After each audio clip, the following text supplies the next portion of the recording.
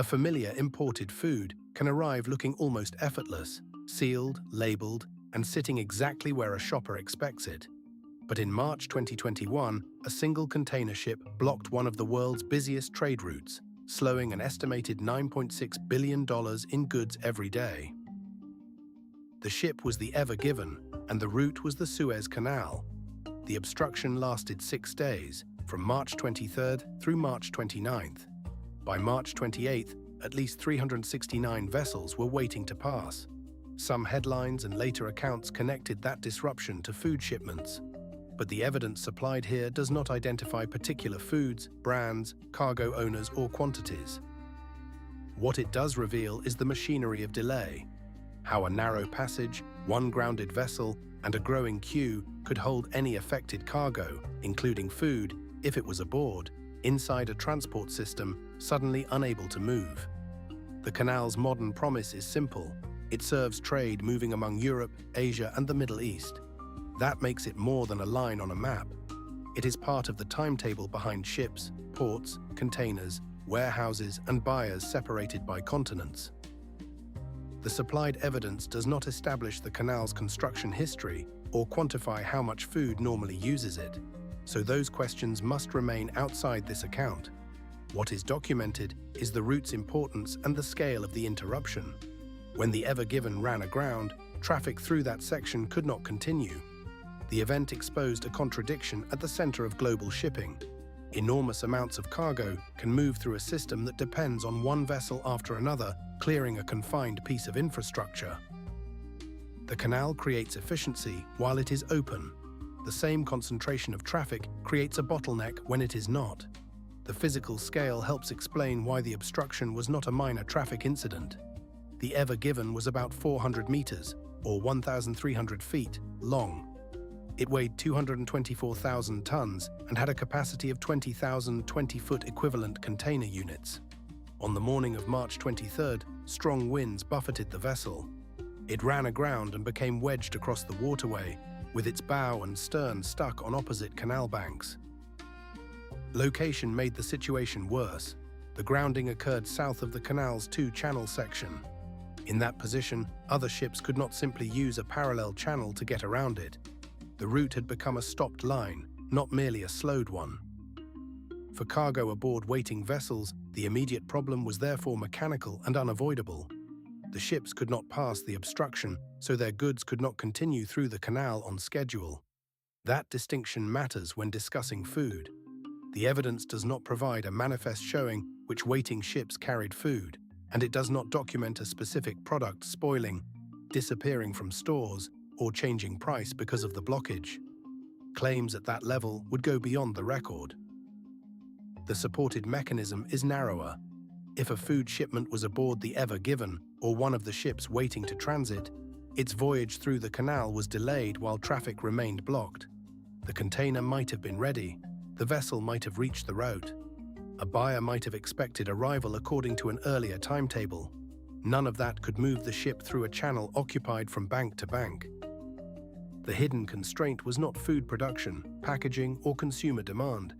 It was access to one section of water through which the carrying vessel had to pass. The first documented response was not a change to the cargo, but a marine salvage operation. The Suez Canal Authority hired Royal Boskalis, working through its subsidiary Smith International, to manage that effort. The supplied source does not describe every technique, decision, or hour of the operation, so it would be misleading to reconstruct those details as fact. What can be said is that freeing the ship became the necessary condition for restoring traffic. No adjustment to a delivery schedule could remove the physical obstruction. No container could independently continue its journey. The route itself had to be reopened. That is the turning point in the story. The supply chain problem had grown far beyond one vessel's itinerary, yet its resolution still depended on moving that one vessel out of the way. The Ever Given was freed on March 29th, ending the 6-day blockage. But 6 days describes how long the canal was obstructed, not necessarily the complete delay experienced by every ship or shipment. By the previous day, at least 369 vessels had already formed a queue. Reopening removed the barrier. It did not place every waiting ship instantly on the other side. The evidence does not provide the order in which vessels passed, the time each one waited, or when individual cargoes eventually reached their destinations. Those outcomes must remain uncertain. Still, the basic mechanism is clear. During the obstruction, ships accumulated because they arrived faster than the closed passage could admit them, which was not at all. After the ship was freed, traffic could begin moving again, but the accumulated line represented voyages whose planned progress had already been interrupted.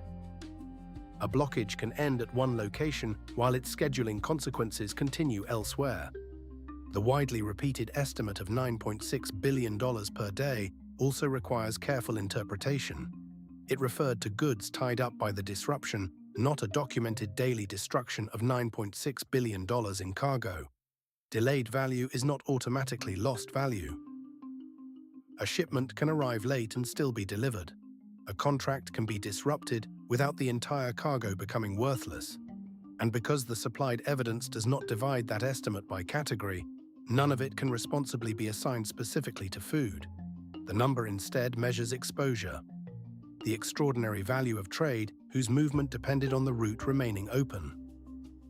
It shows why a 6-day obstruction commanded global attention, while also warning against translating a broad estimate into unsupported claims about empty shelves, ruined food, or exact financial damage. The initial cause also contains unresolved uncertainty. The documented account says strong winds buffeted the Ever Given on the morning it grounded. Egyptian authorities additionally said that technical or human errors may have been involved. That wording matters. Strong winds are part of the established account. Possible technical or human errors were raised by authorities but are not resolved in the supplied evidence. The source does not establish a final allocation of responsibility, and this episode cannot supply one. The same discipline applies to the food story. It is reasonable to explain how food aboard an affected vessel would have been delayed. It is not reasonable, from this evidence alone, to name a food, state its condition, or claim a consumer consequence. Separating those levels does not weaken the story. It reveals exactly what the event proves and what later retellings may have assumed. What the blockage proves is that the movement of goods depends not only on factories and farms, but also on shared infrastructure. A product can be complete, packed and loaded, yet remain unable to advance because the carrying vessel has encountered a bottleneck far from either seller or buyer. In this case, the bottleneck was visible from space in its basic geometry. A 400-meter ship lodged across a canal where passing was impossible. Behind it, the consequence appeared as a growing number of waiting vessels. That queue turned one grounding into an interruption affecting trade among several major regions. The event did not demonstrate that every shipment was equally vulnerable, nor does the evidence show how particular companies responded. It demonstrated something more fundamental. Transport capacity can depend on continuous access, and access can fail at a single point. So how did the Suez Canal blockage delay food shipments? At the level the evidence supports, it happened through the ships carrying them. For 6 days, the Ever Given prevented traffic from passing through the affected section of the canal. Vessels queued, voyages stopped progressing through that route, and goods aboard were tied up with them. If food was among those goods, its delay did not begin in a field, a factory, or a store. It began because the ship could not move through the canal. Exactly which foods were involved, how long each waited, and what happened after arrival are not established by the supplied record. The lasting consequence is therefore not a catalogue of delayed groceries, but a clearer view of their possible transport system. Global reach can make familiar products seem continuously available, while a single blocked passage can reveal how much of that availability depends on an uninterrupted route. Visual reconstructions are illustrative. Facts and interpretations are based on the sources listed in the description.